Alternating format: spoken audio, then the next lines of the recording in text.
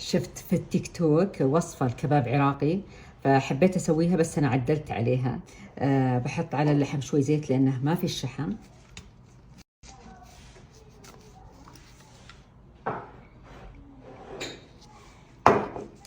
بقدونس وبصل مبشور بدون مويته، وبصل أخضر وكمون وكركم وفلفل أسود وملح.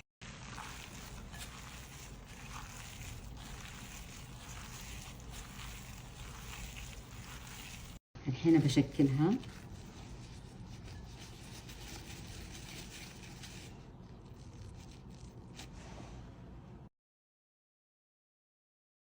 بعد ما سخن الصاج مرة نبدأ نحط اللحم.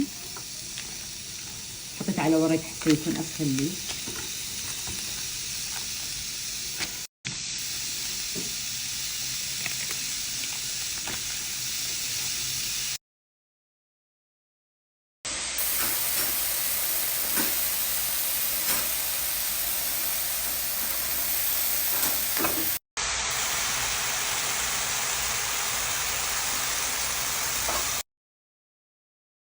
هذا الخبز العربي الصغير نفتحه ونبدأ نحشي لحم،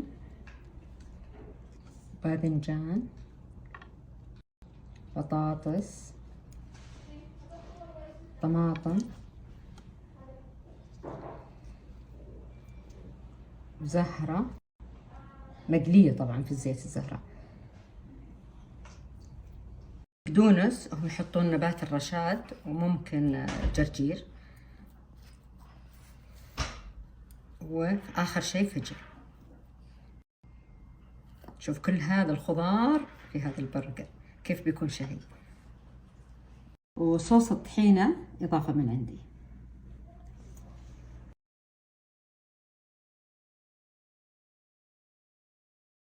وصفة عراقية بسيطة ولذيذة وغنية بالخضار.